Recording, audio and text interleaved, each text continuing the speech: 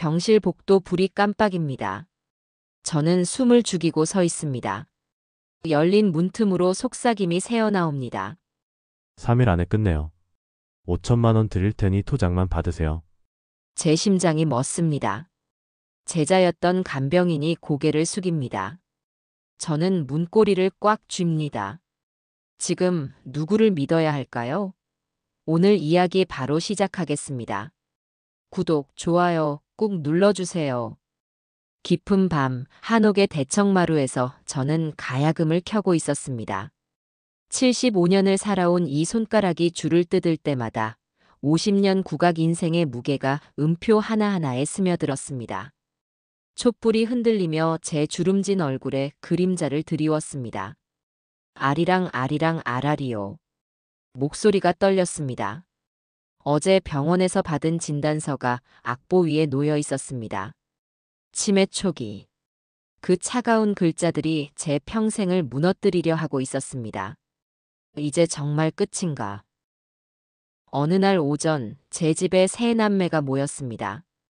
큰아들 민수, 딸 수정, 막내 아들 민철. 모두 진지한 표정으로 거실에 앉아 있었습니다. 평소와 달리 서류 가방까지 챙겨온 것을 보니 심상치 않았습니다. 제가 방에 있는 동안 아이들끼리 대화를 나누더군요. 어머니 상태가 그렇다면 더 이상 혼자 두면 안 돼. 민수가 단호하게 말했습니다. 어제 받은 제 진단서를 들고 있으면서 마치 증거물이라도 되는 듯 흔들어 보였습니다. 맞아. 이 큰 집에서 혼자 계시기엔 너무 위험해. 요양병원이 안전하지. 수정이 거들어 말했습니다. 하지만 그녀의 시선은 이미 집안의 골동품들을 훑어보고 있었습니다. 특히 제가 아끼는 가야금들이 놓인 방향을 자주 쳐다보더군요. 그리고 어머니 명의로 된 재산들도 정리해야 하지 않을까? 나중에 더 복잡해질 수도 있고. 맞아. 한옥도 시세가 좋을 때 처분하고 어머니 통장 관리도 우리가 해야겠어. 현재 부동산 시세가 얼마나 되는지 알아? 이 한옥만 해도 15억은 좋게 될 거야. 민철의 말에 저는 어이가 없었습니다. 자식들이 제 치매보다는 재산 정리에 더 관심이 많아 보였거든요. 가야금들도 많은데 이것들은 어떻게 할까? 골동품 가치도 있을 텐데. 천년악 같은 건 박물관에서도 탐낼 만한 거 아니야? 그 순간 제가 거실로 들어갔습니다. 자식들의 대화를 모두 들었다는 듯 침묵으로 그들을 바라봤습니다. 어머니를 위한 일이에요. 내 일을 내가 모르게 결정하는 게 나를 위한 일인가? 내가 죽은 사람도 아닌데. 자식들은 제 날카로운 시선을 피했습니다. 치매 환자 취급을 하고 있다는 것을 스스로도 알고 있었기 때문이겠죠. 어머니, 현실적으로 생각해 보세요. 치매는 점점 심해질 수밖에 없어요. 그러니까 미리 준비하는 거예요. 나중에는 더 어려워질 텐데. 제 가슴에 분노가 치밀어 올랐습니다. 내 자식들이 이럴 줄은 몰랐습니다. 일주일 후, 저는 요양병원의 작은 개인실에 앉아 있었습니다. 평생 넓은 한옥에서 살던 제게 이 좁은 공간은 감옥 같았습니다. 창밖으로 보이는 것은 다른 병동과 주차장뿐이었습니다. 마당에 핀 매화나무도 대청마루의 가야금도 모두 추억 속으로 사라졌습니다. 벽에 걸린 시계 소리만이 정막을 깼습니다. 똑딱똑딱. 시간이 얼마나 지났는지도 모르게 창밖만 바라보고 있던 제게 노크 소리가 들렸습니다. 선생님, 제가 앞으로 모실 간병인 김영숙입니다. 영숙이 정중하게 인사했습니다. 저는 그녀를 바라보며 또다시 그 묘한 친근감을 느꼈습니다. 처음 보는 얼굴인데 왜 이렇게 편안할까요? 김영숙. 영숙이라고 하셨죠? 네, 선생님. 왜인지 모르게 정겨운 이름이네요. 옛날에 그런 이름의 제자가 있었거든요. 영숙의 표정이 순간 변했습니다. 뭔가 놀란 듯한 아니면 당황한 듯한 표정이었습니다. 아, 그러셨군요. 영숙이 제 짐을 정리하며 가야금을 발견했습니다. 그녀의 손끝이 가야금에 닿는 순간 미세하게 떨리는 것을 제가 봤습니다. 마치 오래된 연인을 만난 듯한 설렘 같은 것이 느껴졌습니다. 이 가야금 정말 좋은 거네요. 소리가 어떨까 궁금해요. 가야금을 아시나요? 조금. 어릴 때 배운 적이 있어서요. 제 눈이 반짝였습니다. 이 삭막한 곳에서 국악을 아는 사람을 만나다니. 그럼 가끔 제 연주를 들어주시겠어요? 물론입니다, 선생님. 영숙의 미소에는 남다른 온기가 있었습니다. 하지만 그 미소 뒤에는 복잡한 감정이 숨어 있는 것 같았습니다. 마치 오래 기다려온 순간을 맞이했지만 동시에 무언가 무거운 짐을 지고 있는 듯한 표정이었습니다. 영숙 씨, 혹시 국악을 어디서 배우셨어요? 글쎄요. 기억이 잘 나지 않아요. 이상했습니다. 분명 국악을 아는 사람 같은데 기억이 나지 않는다니. 과연 영숙에게는 어떤 비밀이 숨어 있는 것일까요? 며칠이 지나자 저와 영숙 사이에는 특별한 유대감이 생겼습니다. 영숙은 다른 간병인들과 달리 제 말 한마디 한마디를 정성스럽게 들어주었습니다. 심지어 제가 같은 이야기를 반복해도 지루해하지 않고 처음 듣는 것처럼 반응해 주었습니다. 병실 창가에 앉아 석양을 바라보던 어느 날, 저는 조심스럽게 영숙에게 물어봤습니다. 영숙 씨, 정말 국악을 어디서 배우셨는지 기억이 안 나세요? 네. 어릴 때 일이라 정확히는. 영숙의 답변은 여전히 애매했습니다. 하지만 그녀가 가야금을 다루는 손길을 보면 분명 제대로 배운 사람이었습니다. 줄을 만지는 방식이나 자세를 보는 눈이 초보자가 아니었거든요. 저 어릴 때 선생님이 계셨는데 그분이 가야금을 참 잘 치셨어요. 하지만 언제부턴가 기억이 흐릿해졌어요. 제 말을 들으며 제 가슴이 두근거렸습니다. 40년 전 제가 가르쳤던 제자들이 떠올랐거든요. 그 중에서도 특별히 아끼던 아이가 있었는데 그 아이도 영숙이라는 이름이었습니다. 영숙 씨는 몇 살이에요?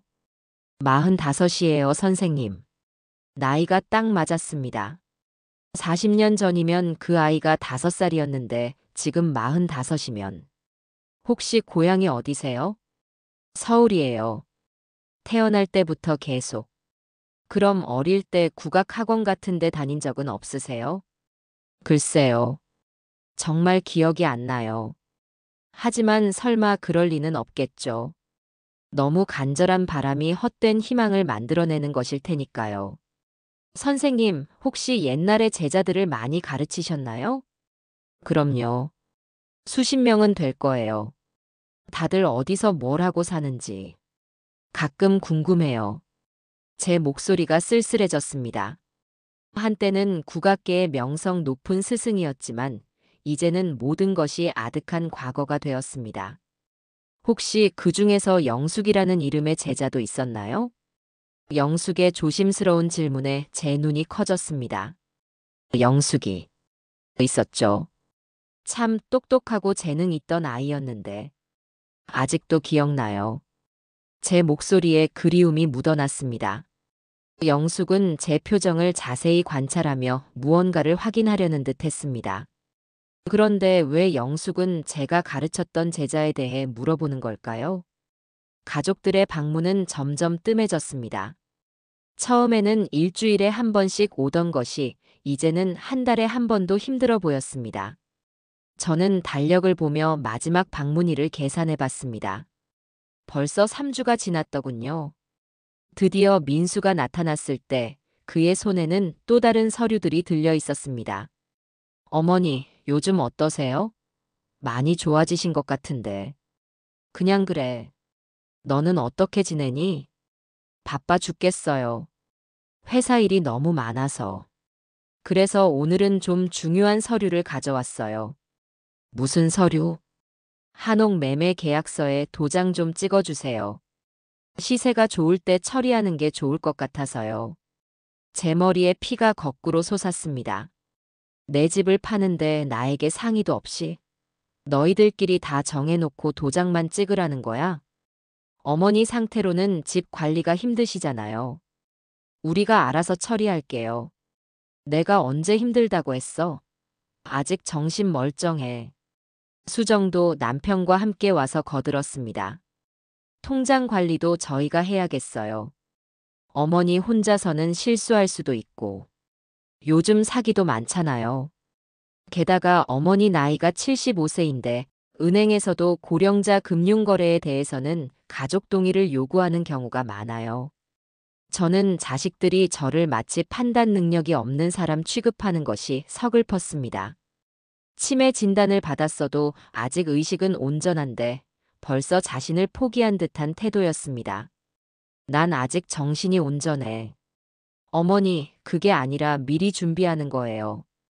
나중에 더 심해지기 전에. 됐어. 가거라. 당장 나가. 제 단호한 말에 자식들은 어쩔 수 없이 돌아갔습니다. 영숙은 이 모든 것을 지켜보며 저를 위로해 주었습니다. 선생님, 괜찮으세요? 괜찮다고 하면 거짓말이겠죠. 내가 이렇게 된 게 자식들에게는 짐이 되나 봐요. 제 눈에 눈물이 맺혔습니다. 치매의 진행은 생각보다 빨랐습니다. 며칠 전까지 완벽하게 연주하던 곡들이 자꾸만 기억나지 않았습니다. 저는 가야금 앞에 앉아 손가락을 줄 위에 올려놓았지만 어떤 가락을 연주해야 할지 막막했습니다. 이상해요. 분명히 알고 있는 곡인데 50년을 불러온 노래가 생각이 안 나네요. 제가 가야금 앞에서 한숨을 쉬었습니다. 손가락은 줄을 기억하지만 머리는 가락을 잊어버렸습니다. 마치 악보가 머릿속에서 지워진 것 같았습니다. 천천히 하세요, 선생님. 급할 것 없어요. 영숙이 옆에서 격려했습니다. 그런데 신기하게도 영숙이 흥얼거리는 작은 가락이 제 기억을 되살려 주었습니다. 님이 오시는지 은밀한 발자취 소리. 어머, 영숙 씨가 그 곡을 어떻게 알아요?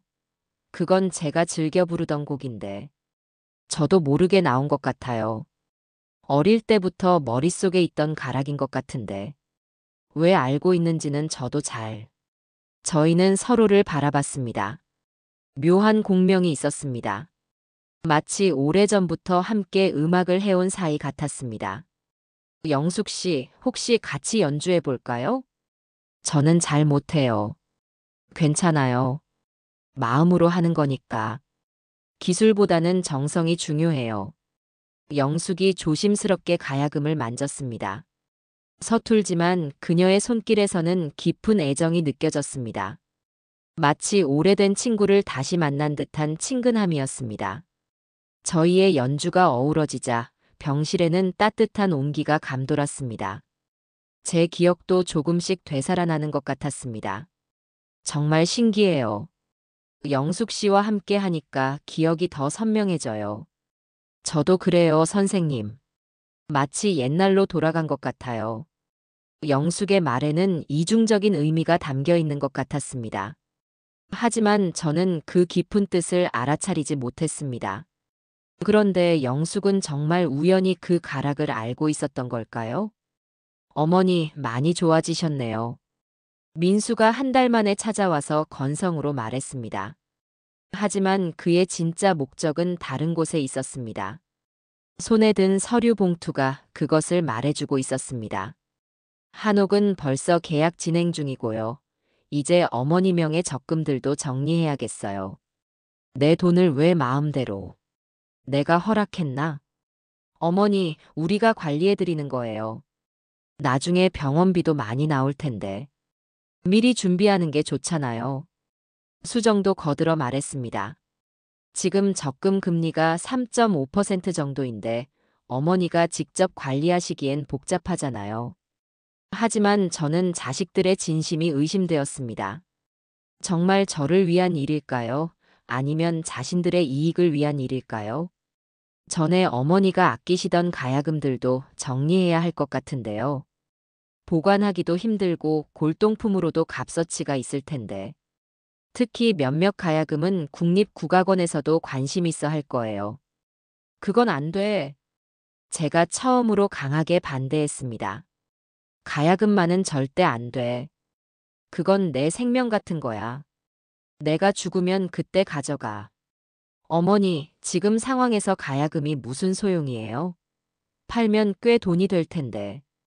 현실적으로 생각하셔야죠.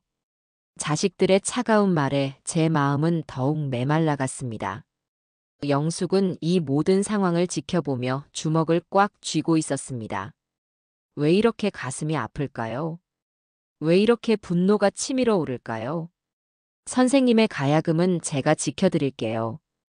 고맙네, 영숙 씨. 영숙의 말에 저는 고마운 마음으로 고개를 끄덕였습니다. 하지만 영숙의 마음속에는 복잡한 감정이 교차하고 있었을 것입니다. 자식들이 돌아간 후 영숙은 휴대폰을 꺼내 조용히 전화를 거는 것을 봤습니다. 네, 계획대로 진행되고 있어요. 하지만 생각보다 쉽지 않네요. 영숙의 목소리에 망설임이 있었습니다. 과연 영숙은 누구와 무슨 이야기를 하고 있는 걸까요? 어느 날 영숙이 저에게 오래된 사진 한 장을 보여주었습니다. 사진은 누렇게 바랜 흑백 사진으로 세월의 흔적이 역력했습니다. 선생님, 혹시 이 사진 기억나세요? 사진 속에는 젊은 제 모습과 함께 가야금을 배우고 있는 어린 소녀가 있었습니다. 저는 돋보기를 꺼내 더욱 자세히 살펴봤습니다.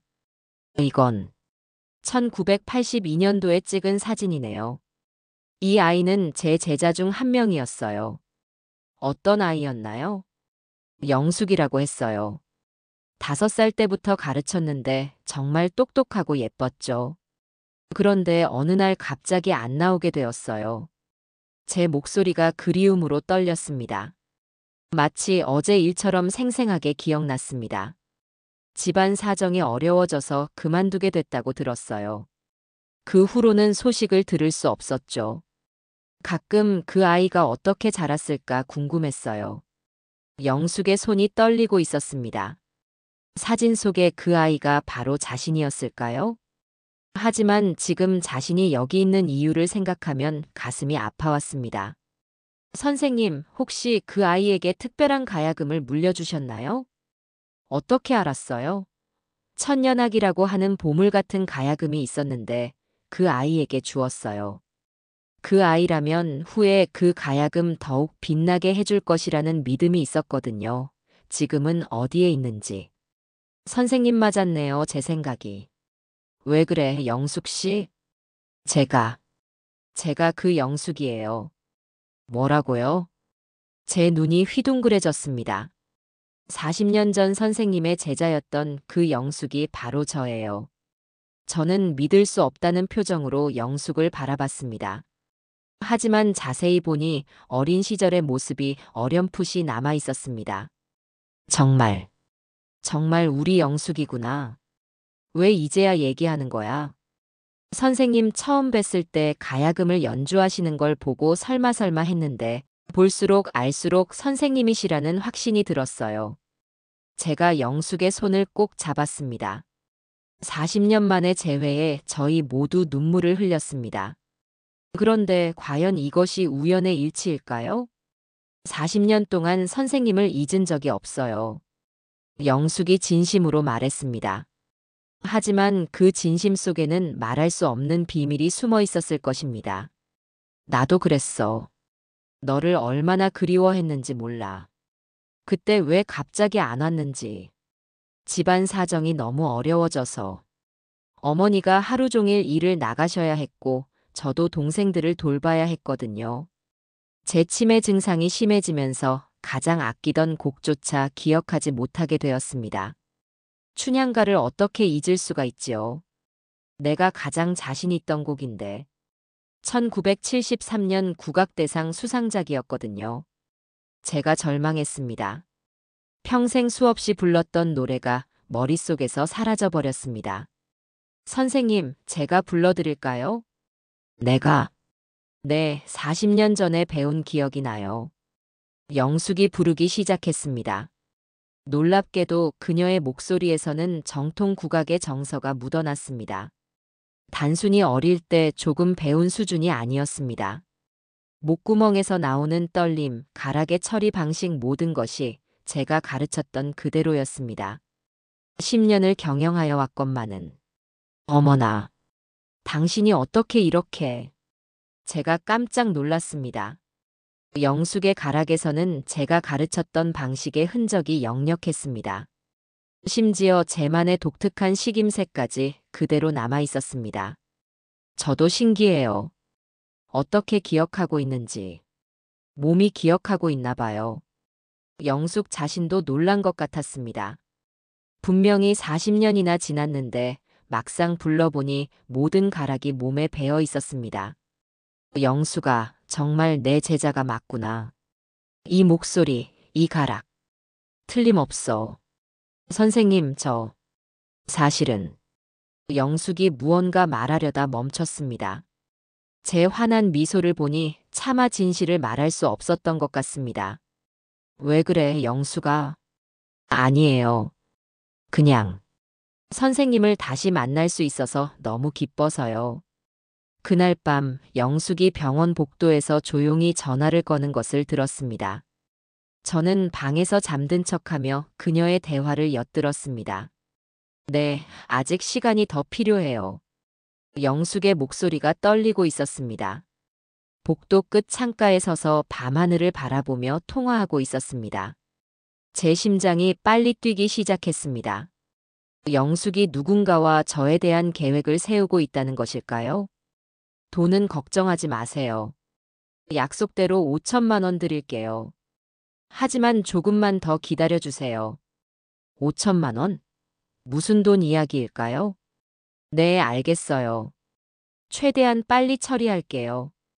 통화를 마친 영숙이 깊은 한숨을 쉬었습니다. 내일 그것을 가져올게요. 그걸 보시면 더 기뻐하실 거예요. 하지만 그 다음에는 정말 어떻게 말씀드려야 할지. 영숙이 다시 전화로 누군가와 이야기했습니다. 제가 더욱 궁금해졌습니다. 영숙이 내일 가져올 것은 무엇일까요? 그리고 그 다음이라는 것은 무슨 의미일까요? 영숙은 통화를 끝내고 한참 동안 복도에 서 있었습니다. 창밖으로 보이는 도시의 불빛들이 그녀의 고민을 대변하는 듯 흔들리고 있었습니다. 과연 영숙은 무엇을 숨기고 있는 것일까요? 다음 날 영숙은 큰 보자기에 쌓인 무언가를 들고 나타났습니다. 제 가슴이 두근두근거렸습니다. 영숙의 표정이 평소와 달랐습니다. 흥분과 긴장이 뒤섞인 듯한 모습이었습니다. 선생님, 이것 좀 보세요. 영숙이 조심스럽게 보자기를 풀었습니다. 마치 성스러운 의식을 치르는 듯 정성스럽게 한 겹 한 겹 벗겨냈습니다. 그 안에서 나타난 것은 오래되고 고풍스러운 가야금이었습니다. 이건 설마. 가야금의 목 부분에 새겨진 항문양을 보자마자 제가 알아차렸습니다. 그 섬세한 조각, 특별한 나무결, 은행나무로 만든 몸통의 독특한 무늬까지. 모든 것이 기억 속 그대로였습니다. 천년왕 맞아요, 선생님. 영숙의 확신에 찬 목소리에 저는 거의 기절할 뻔했습니다. 40년 동안 잃어버렸다고 생각했던 보물 같은 가야금이 바로 눈앞에 있었습니다. 어떻게 이걸 아직도 간직하고 있었어? 선생님께서 제가 떠나던 마지막 날 주셨을 때부터 계속 소중하게 간직해왔어요. 언젠가는 선생님께 돌려드려야 한다고 생각하면서. 영숙의 눈에 눈물이 맺혔습니다. 하지만 그 눈물이 기쁨 때문인지 죄책감 때문인지는 제가 알 수 없었습니다. 사실은 제가 그만둘 때 선생님이 주셨잖아요. 나중에 크면 이걸로 연주하라고 하시면서. 1982년 12월 24일이었어요.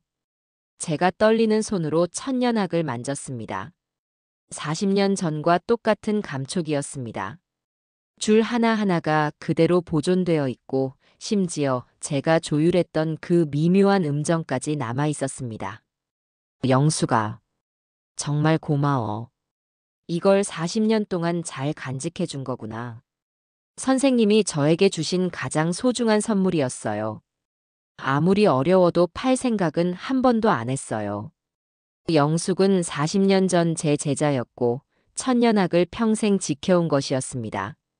그런데 어떻게 간병인이 되어서 나를 찾아왔지? 먹고 살기 어렵다 보니 간병 일을 배우게 됐어요. 그렇게 간병인 일을 한지 꽤 되었는데 이번에 우연히 선생님 댁에 인연이 된 거예요. 영숙의 설명에 저는 고개를 끄덕였습니다. 하지만 영숙의 표정에는 여전히 무언가 숨기고 있는 듯한 그림자가 있었습니다. 과연 이것이 정말 우연이었을까요? 40년 전 제가 그만둘 때를 기억하세요? 영숙이 천년학을 쓰다듬으며 말했습니다. 가야금의 표면이 세월의 흔적으로 더욱 깊은 윤기를 띠고 있었습니다. 물론이지. 내가 울면서 언젠가 꼭 다시 올게요. 꼭 훌륭한 연주자가 되어서 돌아올게요 라고 했잖아.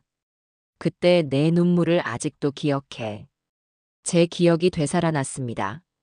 당시 영숙의 집안 사정이 어려워져서 국악 공부를 계속할 수 없었습니다. 어린 영숙이 오열하며 작별 인사를 하던 그날이 생생했습니다. 선생님이 이 가야금을 주시면서 이건 너를 위한 거야. 언젠가 훌륭한 연주자가 되면 이걸로 연주하렴.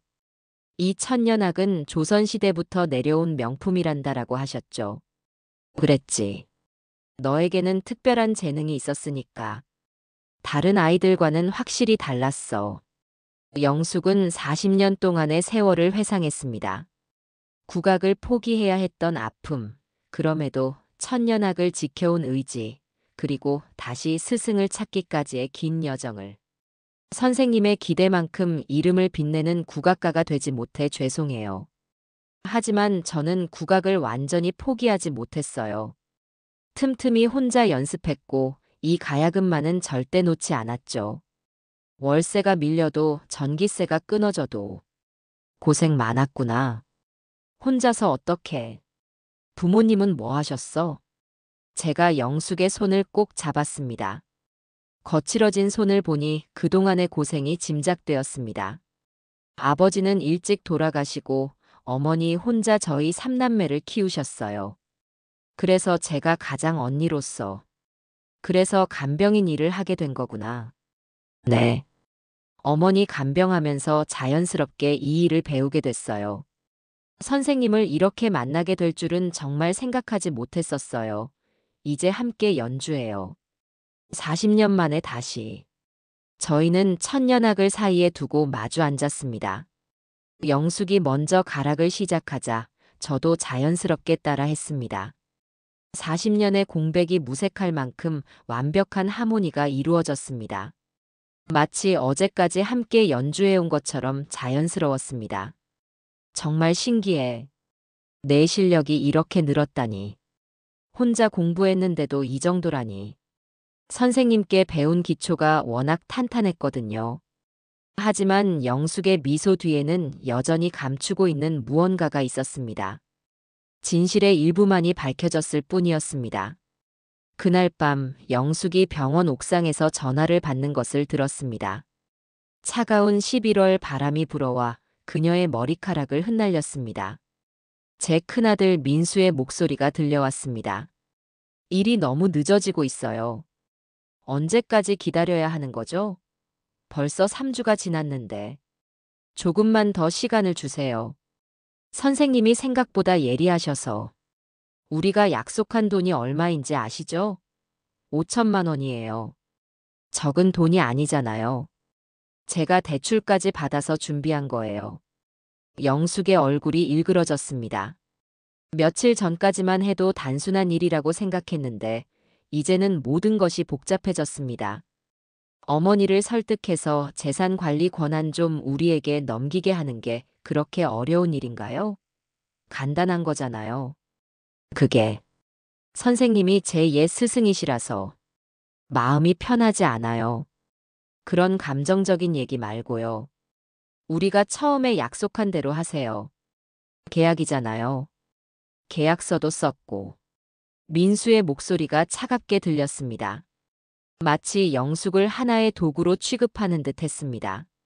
어머니가 치매라고 해서 무작정 넘어가실 분이 아니에요.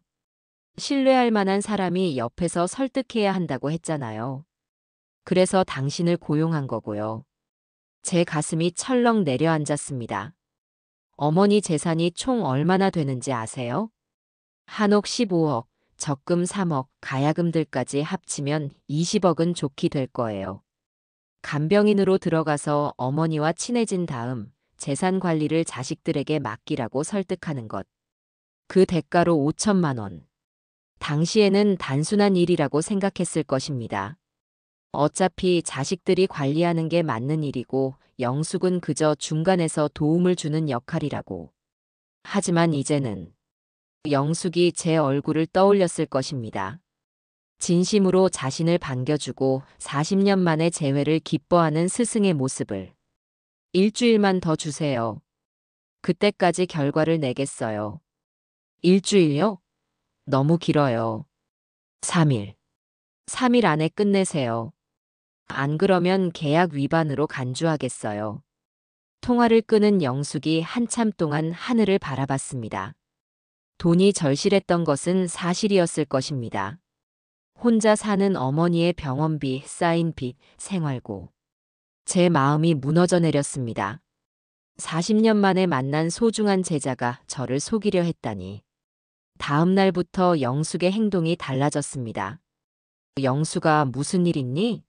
며칠째 표정이 안 좋아 보이는데. 제가 걱정스럽게 물었습니다. 영숙의 눈가에 다크서클이 짙어지고 있었습니다. 아니에요, 선생님. 그냥 개인적인 일로. 잠을 잘 못 잤어요. 나에게 말해봐. 혹시 내가 도울 수 있는 일이라면. 돈이 필요한 거야? 제 따뜻한 배려에 영숙은 더욱 괴로워했을 것입니다.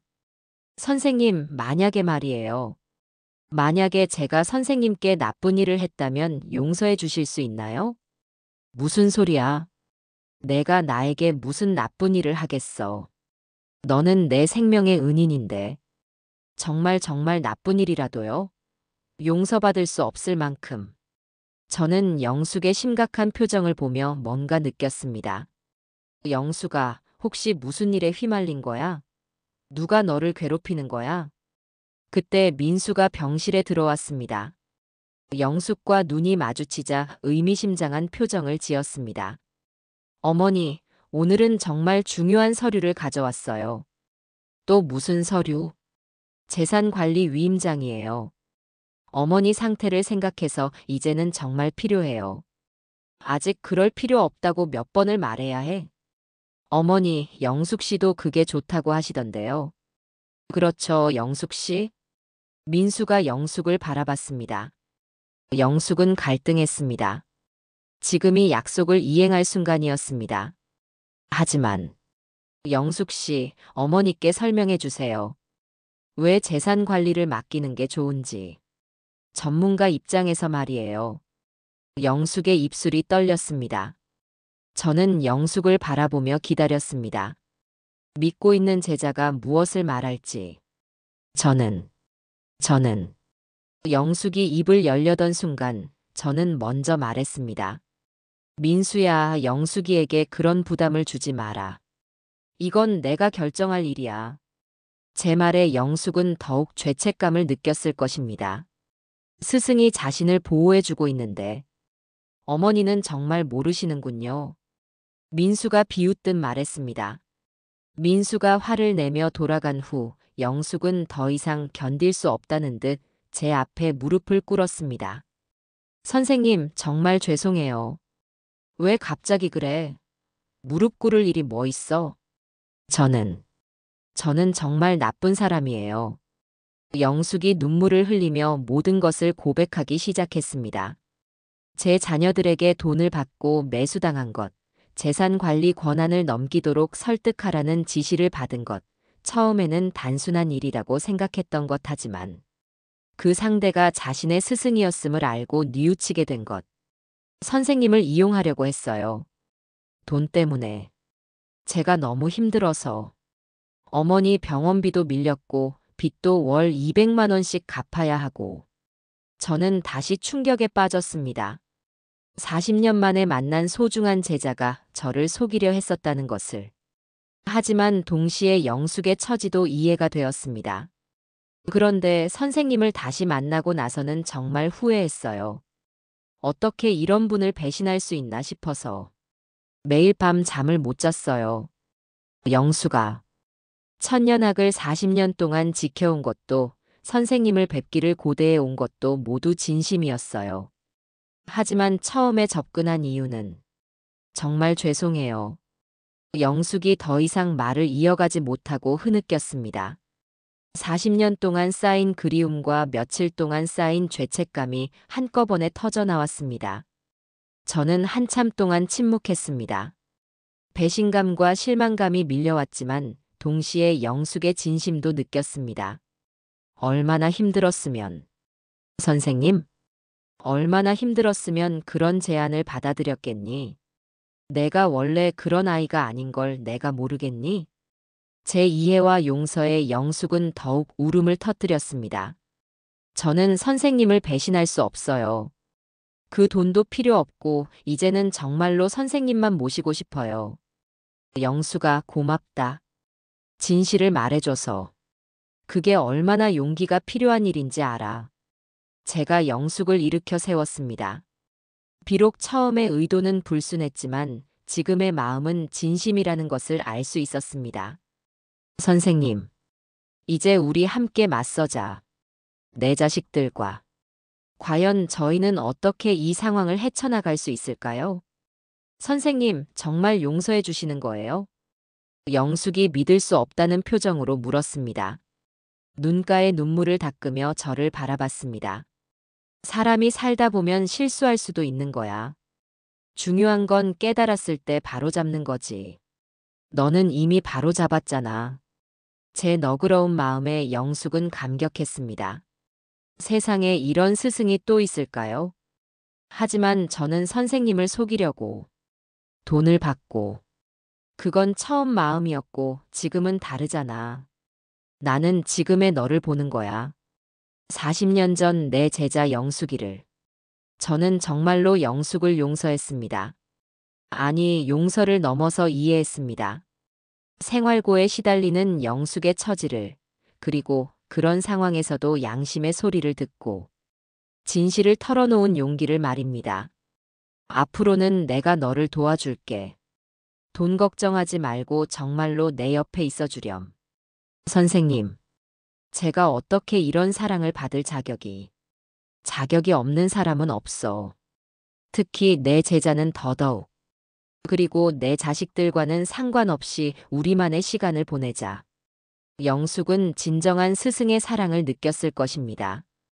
자신의 잘못을 용서해주는 것을 넘어서 오히려 자신을 걱정해주는 제 모습에서 진정한 어른의 품격을 보고 있었겠죠.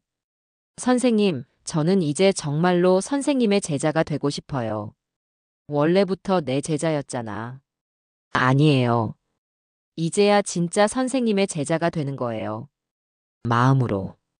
저희는 다시 한번 껴안았습니다. 이번에는 어떤 거짓도 없는 순수한 스승과 제자의 정으로 말입니다. 그럼 이제 정말로 함께 연주해 볼까? 천년학으로. 네, 선생님. 천년학의 선율이 다시 울려 퍼졌습니다. 이번에는 어떤 숨은 의도도 없는 순수한 음악으로 말입니다. 병실 안이 마치 콘서트 홀처럼 변했습니다. 영수가, 이제 우리가 해야 할 일이 있어. 무엇이든 하겠어요, 선생님. 내 자식들에게 진실을 보여주는 거야. 진정한 사랑과 의리가 무엇인지. 영숙의 눈에 결의가 서렸습니다. 이제는 정말로 스승을 지키겠다는 각오가 보였습니다. 하지만 과연 제 자식들이 순순히 물러날까요? 영숙이 약속을 어겼다는 것을 안민수는 크게 화를 냈습니다. 다음 날 동생들까지 데리고 병원에 나타났습니다. 평소와 달리 표정이 험악했습니다. 뭐라고요? 거부한다고요? 우리가 계약한 게 있잖아요. 병실 밖 복도에서 벌어지는 대화를 저도 들을 수 있었습니다. 죄송해요. 더 이상 그 일은 할 수 없을 것 같아요. 영숙의 목소리가 단호했습니다. 돈도 일부 선불로 줬고 우리가 얼마나 준비했는데. 변호사 선임비까지 들어갔다고요. 그 돈은 돌려드릴게요. 천천히라도. 그게 문제가 아니에요. 어머니 설득은 어떻게 할 거예요? 우리 계획이 다 틀어졌잖아요. 저는 선생님을 보호해드려야 해요. 보호한다고요? 당신이 뭔데? 고작 간병인 주제에. 수정이 화를 내는 것을 들었습니다. 직접 병실에 들어온 민수는 평소와 달리 매우 공격적이었습니다. 어머니, 이제 정말 결정하셔야 해요. 더 이상 미룰 수 없어요. 또 무엇을? 재산 관리요. 어머니 혼자서는 정말 힘드시잖아요. 이미 여러 번 말씀드렸는데, 저는 이제 자식들의 속셈을 알고 있었습니다. 영숙의 고백을 통해서 내가 아직 정신이 멀쩡하다고 몇 번을 말해야 해. 어머니, 치매 진단 받으셨잖아요. 언제 어떻게 될지 모르는데. 법적으로도 후견인이 필요해요. 치매 초기라고 했지, 판단 능력이 없다고 하지 않았어. 수정이 나서서 말했습니다. 어머니, 영숙 씨도 우리 의견에 동의하시던데요. 전문가 입장에서 봐도 그게 맞다고 하시던데. 그렇죠, 영숙 씨? 그때 영숙이 끼어들었습니다. 아니에요. 저는 그런 말 한 적 없어요. 뭐라고요? 선생님은 아직 충분히 혼자 결정하실 수 있어요. 제가 몇 주 동안 지켜봤는데 전혀 문제 없으세요. 자식들은 당황했습니다. 분명히 영숙과 약속했는데. 영숙 씨, 우리가 따로 이야기 좀 해요. 계약서에 사인한 거 잊으셨어요? 할 말 없어요. 저는 선생님 편이에요. 그럼 5천만 원은 어떻게 할 거예요? 이미 받은 돈도 있고. 다 돌려드릴 거예요. 이자까지 붙여서. 저는 영숙의 당당한 모습을 보며 뿌듯했습니다. 진정한 제자의 모습이 이런 것이구나. 그런 모습을 보면서 저도 이제 혼자가 아니라는 생각이 마음이 더욱 단단해지는 느낌이 들었습니다. 어머니도 이 상황을 아셔야 할 것 같은데요. 민수가 저를 바라보며 냉소적으로 말했습니다. 영숙 씨가 누구인지 왜 여기 있는지 정말 모르세요? 저는 그 얘기에 이때다 싶었습니다. 이미 다 들었다. 이런 예의 없는 녀석들 같으니라고. 내 동의 없이 너희들 어차피 아무것도 할 수 없어. 그러니 이제 그만하고 다들 돌아가. 그렇게 자식들이 돌아가고 며칠 수 영숙이 제게 말했습니다. 선생님, 공연 한번 해보시는 게 어때요? 영숙의 갑작스런 제안이었습니다. 치매 치료에도 도움이 될 것이고 스승과 제자가 함께하는 의미 있는 시간이 될 것이라고. 내가 지금 상태로 무대에 설 수 있을까? 요즘 자꾸 깜빡깜빡 하는데. 저와 함께 하시면 돼요. 천년학과 함께요. 제가 선생님을 도와드릴게요. 저는 오랜 고민 끝에 용기를 내어 생애 마지막이 될지도 모르는 무대를 준비하기로 했습니다. 영숙의 진심 어린 제안을 거절할 수 없었습니다. 그래, 해보자. 마지막으로. 내 인생의 마지막 무대가 될지도 모르니까. 연습 과정에서 제 기억력이 놀랍도록 회복되었습니다. 영숙과 함께하는 기쁨이 치매까지 이겨내는 힘이 되는 것 같았습니다. 가락을 잊어버렸던 곡들이 하나씩 되살아나고 목소리에도 힘이 돌아왔습니다. 선생님, 정말 좋아지셨어요. 연습할 때마다 더 선명해지시는 것 같아요. 내가 있어서 그런가 보다. 혼자서는 안 되던 것들이 너와 함께하니까 된다. 작은 국악당에서 열린 공연 당일 생각보다 많은 사람들이 모였습니다. 제 옛 제자들, 국악계 관계자들, 요양병원 직원들, 그리고 진심으로 응원하는 사람들까지. 심지어 지역 신문사 기자도 와 있었습니다. 제 자녀들도 와 있었지만 표정이 썩 좋지 않았습니다. 어머니가 이렇게 정정하신 모습을 보이는 것이 자신들의 계획에는 도움이 되지 않을 테니까요. 안녕하세요. 정순덕입니다. 제 인사에 관객들이 따뜻한 박수를 쳤습니다. 오늘은 40년 만에 제자와 함께 서는 무대입니다. 이 무대에 서기까지 많은 일이 있었습니다. 하지만 결국 음악과 사랑이 모든 것을 이겨냈습니다. 영숙은 천년악을 준비하며 감회에 젖었을 것입니다. 40년 동안 꿈꿔온 순간이 드디어 왔습니다. 스승과 함께 무대에 서는 것, 이보다 더 큰 영광이 있을까요? 그리고 제가 여러분께 꼭 말씀드리고 싶은 것이 있습니다. 제가 관객들을 바라보며 말을 이어갔습니다. 진정한 사랑은 모든 것을 용서하고 이겨낼 수 있다는 것입니다. 심지어 배신까지도. 제 자녀들의 표정이 굳어졌습니다. 과연 이 공연은 어떤 결말을 맞이하게 될까요? 스승과 제자의 합주가 시작되자 국악당에는 깊은 감동이 흘렀습니다. 천년악의 아름다운 선율과 함께 40년 만에 이루어진 재회가 음악으로 표현되었습니다. 제 연주는 치매 환자라고는 믿을 수 없을 만큼 완벽했습니다. 손가락의 움직임 하나하나가 정확했고 감정 표현도 예전 그대로였습니다. 영숙과의 호흡도 마치 어제까지 함께 연주해온 것처럼 자연스러웠습니다. 춘향가 한 대목을 불러보겠습니다. 10년을 경영하여 왔건만은. 제 목소리가 울려 퍼지자 관객들 중 몇몇이 눈물을 흘렸습니다. 제 목소리에는 75년 인생의 희로애락이 모두 담겨 있었습니다. 사랑의 기쁨, 이별의 아픔, 배신의 상처, 그리고 용서의 따뜻함까지. 영숙의 가야금 반주도 완벽했습니다. 40년 동안 혼자 연습해온 실력이 이제야 빛을 발하고 있었습니다. 스승의 가락에 맞춰 흘러나오는 선율은 마치 두 사람의 마음이 하나가 된 듯 조화로웠습니다. 공연이 절정에 달했을 때 저는 잠시 연주를 멈추고 관객들을 바라봤습니다. 제가 치매 진단을 받았을 때는 모든 게 끝났다고 생각했습니다. 평생 해온 음악도 쌓아온 기억도 모두 사라질 거라고. 하지만 진정한 사랑은 병마도 이겨낼 수 있다는 것을 배웠습니다. 제 곁에 있는 이 사람 덕분에. 제 곁에 있는 이 사람은 40년 전 제자였다가 간병인이 되어 저를 찾아왔고 이제는 진정한 동반자가 되었습니다. 영숙의 눈에서 눈물이 흘러내렸습니다. 스승의 이런 소개를 받을 자격이 자신에게 있을까요? 처음에는 다른 목적이 있었습니다. 하지만 진심은 거짓을 이겨냅니다. 제 자녀들이 당황하는 표정을 지었습니다.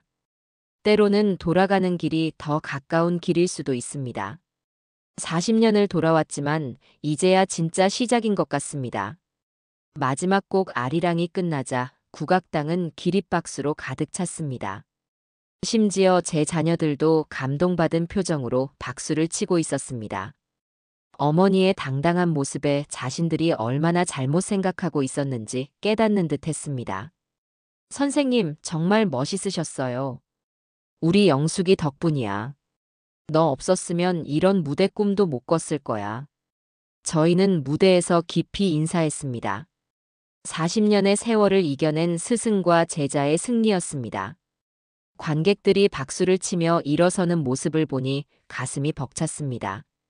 이것이 바로 음악의 힘이구나. 모든 갈등과 상처를 치유하는. 공연이 끝난 후 제 상태는 크게 호전되었습니다. 의사들도 놀랄 정도로 치매 진행이 멈춘 것 같다고 했습니다. 오히려 기억력이 좋아진 것 같다고 할 정도였습니다. 사랑하는 사람과 함께 있으면 기적이 일어나나 봅니다. 의학적으로 설명하기 어려운 현상이에요.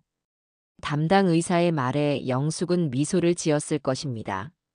선생님, 이제 정말 함께 살아요. 더 이상 헤어지지 말고. 그래, 우리 둘이. 남은 시간 동안 함께 하자. 영숙은 저를 모시고 작은 한옥을 마련했습니다. 요양병원이 아닌 진짜 집에서 함께 살기로 한 것입니다. 그곳에는 천년악이 있고 저희가 함께 연주할 수 있는 넓은 마루가 있었습니다. 제 자녀들도 조금씩 변화했습니다. 영숙의 헌신과 제 당당한 모습을 보며 자신들의 부족함을 깨달았던 것 같습니다. 공연을 본 후로는 더욱 그런 마음이 커졌습니다. 어머니, 저희가 잘못했어요. 어머니를 너무 성급하게 포기하려고 했네요. 민수가 진심으로 사과했습니다. 이제라도 깨달았으니 다행이지. 하지만 앞으로는 영숙이와 함께 살 거야. 저는 자식들을 용서했지만 앞으로는 영숙과 함께 살기로 결정했습니다. 진정으로 저를 사랑하고 이해해주는 사람과 함께하는 것이 행복이라는 것을 알았으니까요. 어머니, 천년악을 너에게 정식으로 물려줄게.